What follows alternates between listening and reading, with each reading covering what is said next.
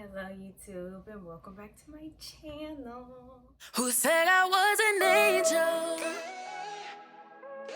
So today is my birthday when this will be posted. I pre-recorded this, but as you can see from the title, you're gonna get some wisdom with Naya today.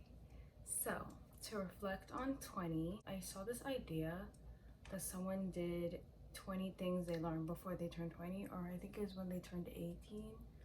But I want to do it for 20 because I'm turning 20.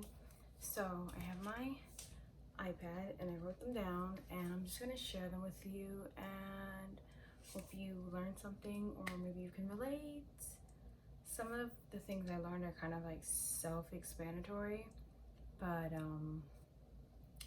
it's what I learned. It's what got me through the first 20 years of my life. So let's get this started. Okay, so first thing I learned before I turned 20 was life is too short to be anyone but yourself. And by that I mean, I don't know how to say this.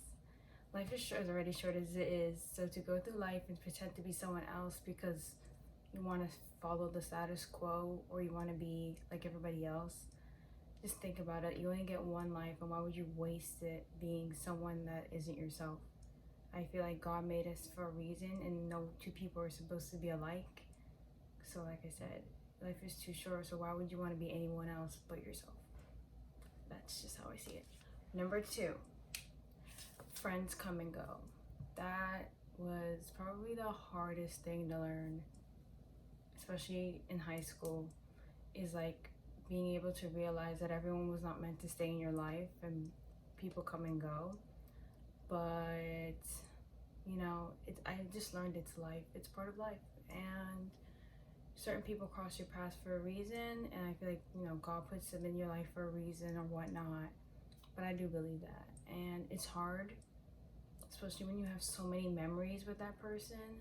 But like I like to say, cherish the memories. Like, you can forget the person, but you always cherish the memories with them. So that's what I think about it. Number 3, you shouldn't compare yourself to others. That's also really hard, especially in the age of social media, when you see all these beautiful women, all these models, all these people on your timelines. It's very hard to not compare yourself. But I guess what I've learned is, like, one, first of all, social media is fake, and if people want to edit themselves, that's fine, because 9 times out of 10 it's the things they're insecure about. It's not like they're trying to look like this fake person on purpose. Well, that's the way I see it. So first of all, you're comparing something to something that's not real. That's one. And like I said before in the first one, like, I feel like God made us a certain way for a certain reason. So like, by comparing yourself to someone else, you're just like diminishing yourself. Like, you're talking down on yourself when you're unique in your own way. So it's very hard to come to terms with, but I've learned to not compare yourself to others, because what's an insecurity to you might not be an insecurity to someone else. So I just think we're all different and we should all embrace ourselves, but like I said, it's not easy. So yeah. Number 4, everything happens for a reason, which I think I already mentioned, but it's very true. Everything happens for a reason, and a lot of times when I think something didn't happen for a reason, I end up being proved wrong. Like, something happens and I'm like, well, this wouldn't have happened if the other situation happened. So I'm a firm believer in everything happens for a reason, but sometimes it's really hard to see it that way, depending on how extreme the situation is or the circumstances. But I do believe everything happens for a reason. Even if it's a bad thing, there's always, like, somehow ends up being a light at the end of the tunnel, I guess, per se. So I truly believe that everything happens for a reason. Now we're on to number 5. It's okay to not be okay. That is something very hard to come to terms with, because when you see everyone around you is happy and living their life and you're like depressed or sad, you feel like what you're feeling is not valid, and that is not true. Because, well, one, what you see on social media is fake. People could be living their best life and at home they're depressed and you would never know. So that's one. And two, it's just simply, it's okay to not be okay. It's normal. I think once you realize that it's normal, then you can come to terms with it. But it's very hard to even get to the stage of thinking that what I'm feeling is normal. So it's a learning process. That's all I gotta say. Number 6, live in the moment because tomorrow is not promised. I used to be, well, I'm like an extreme planner. I mean, I believe in this, live as if tomorrow is not promised, per se. Is that what it says? Yeah, live in the moment. But it took a really long time for me to like put my phone down when I'm out with my friends, to not think about, oh, we're in October right now, like next October I'm gonna go to Paris, next October I'm gonna do this. Just live in this October because I don't know if I'll make it to next October. But the thing is, just cherish the moments with your loved ones, live in the moment with them instead of being distracted, because once they're gone, once you're gone, that's it. There is no, how you say, take two on life. So live in the moment as if tomorrow's not promised. So at least you know that when you leave this earth, you did everything you wanted to do or you tried. Number 7, you can't please everyone. That is self-explanatory. But if you're a people pleaser like me, that's very hard to come to terms with, because you just want to please everyone because you don't want to let anyone down. But I realized, especially as you get older, you're really not going to please everyone. And the first person you need to please is yourself. That's one. But you just have to learn to come to terms with it. You're just not going to please everyone, and that's okay. I think it's a learning process to realize that it's okay.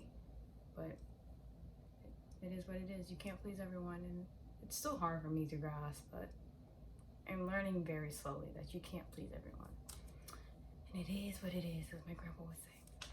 Number 8, your mental health comes first. God, I wish someone in middle school would have told me this, but it's okay. Like I said, everything happens for a reason. I learned it down the road throughout high school.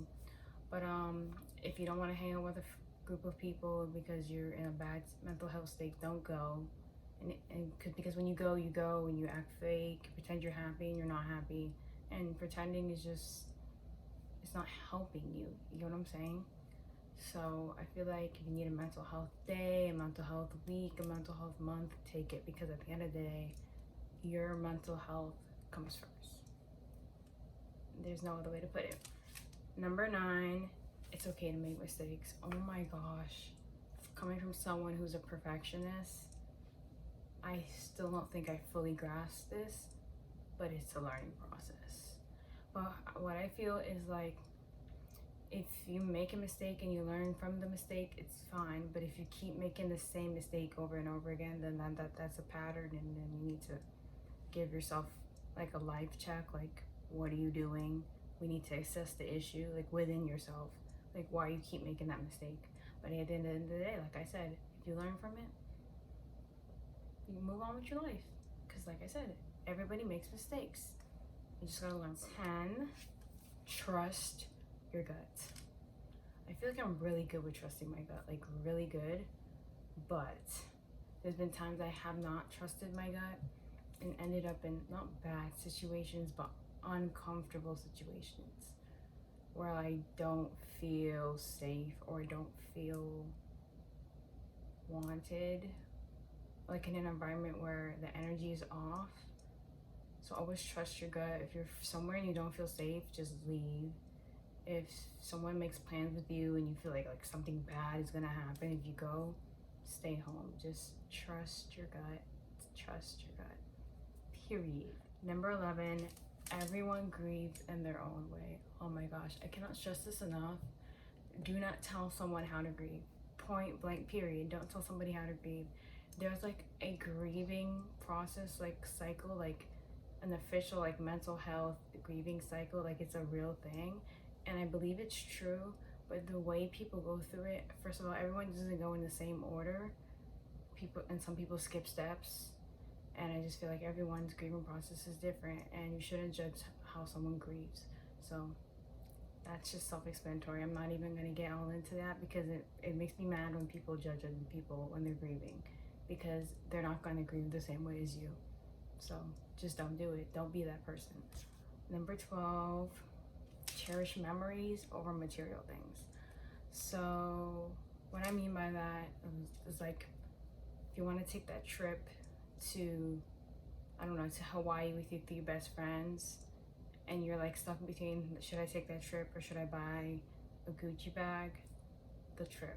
Because memories over material things. You will forever remember that trip with your friends, but eventually when you die, you're not taking that Gucci bag with you, but at least you know you went on the trip with your friends. That's the way I see it. Cherish memories over friends. I'll always pick traveling, doing things that make me happy over material things. That's just the way I think. I'm not like a materialistic person. That's just me. If you are, I mean, I'm not gonna call you a bad person, but like, you're not gonna take those things with you when you die, but you're gonna die with your memories. So that's the way I look at it. Number 13, count your blessings.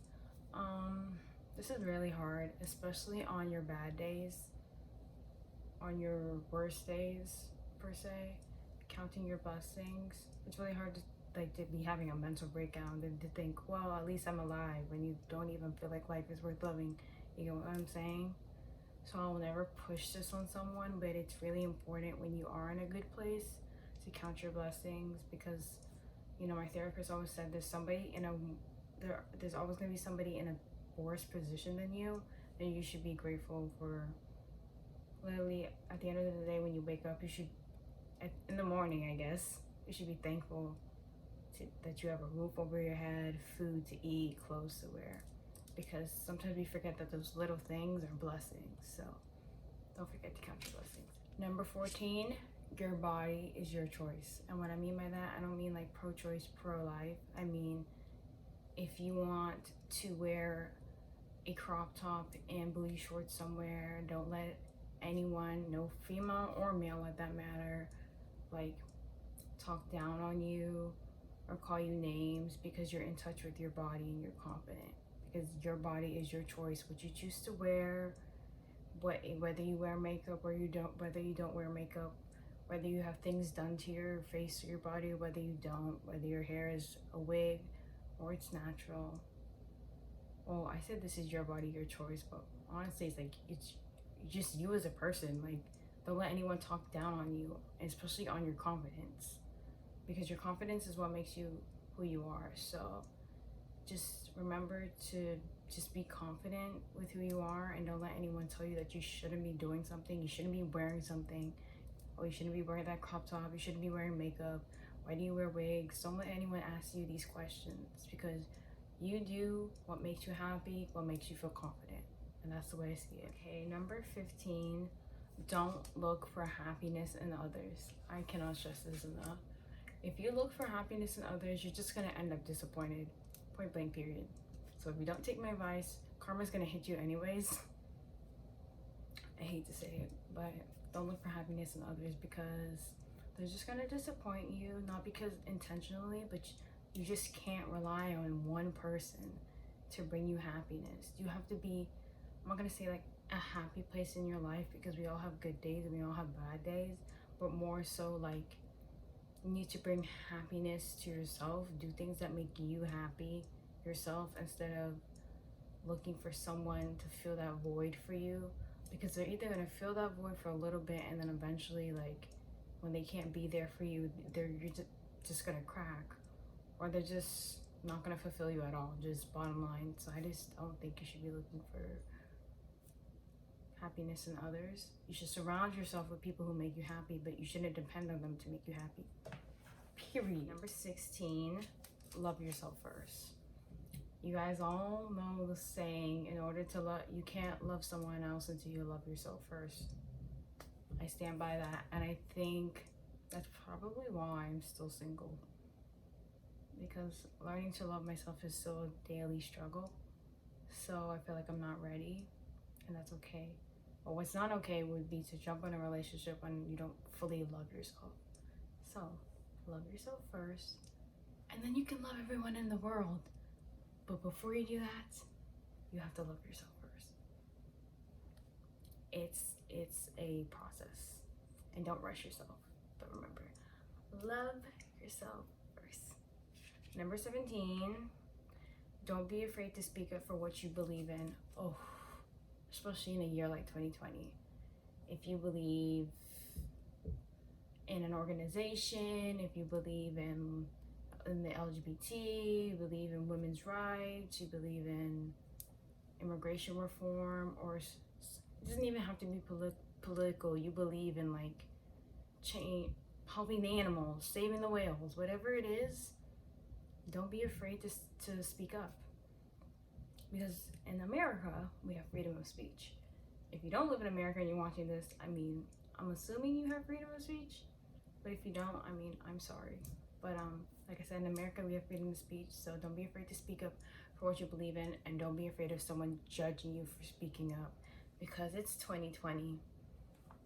And it is what it is. We're all very opinionated. There's so much going on. And I feel like not speaking up about certain things, especially like when it has to do with rights and especially human rights. I mean, like not speaking up is a privilege, and that's how I see it. Anyway, take accountability for your actions. We all know that it's easier said than done, but once you learn to take accountability for your actions instead of blaming other people for your problems, your life will be so much easier, I promise you. It really will be. Because you're not getting anywhere blaming other people. I mean, you're letting yourself vent and letting it out, but what are you really accomplishing? Not much. So once you learn to take accountability and learn how to fix things within yourself that maybe aren't your strong spots, like mentally, life gets a lot easier, I promise you. Number 19, your anxiety does not define you. That's a heavy one, but I used to think like I'm not normal because I have anxiety, and I think it's because of how mainstream or like how there's more resources and more people are speaking out about mental health and anxiety, that I over time learned that there's other people like me and I'm not strange, I'm not weird. There isn't something wrong with me because I have anxiety. But I think that was a really, really, really long process. But once you realize that, then it'll be easier to love yourself. Last but not least, number 20, the last thing I want to speak on, because this is very important to me, is that love is love. I've learned, especially in my high school years, that like if a woman likes a woman, if a man likes a man, if a woman wants to become a man, if a man become a woman, good for them, because love is love. Love is love. As long as you love, the world needs more love. As long as you love and you love hard and you love when you're ready to love, I don't have a problem with it. Love is love. Love is love is love is love is love. That's my motto. And that completes my 20 things I learned before I turned 20. Some of these things I'm still learning every day. Some of these things took like literally not the whole 20 years, but like middle school and high school, all those years to learn. And some of those things I learned kind of quickly.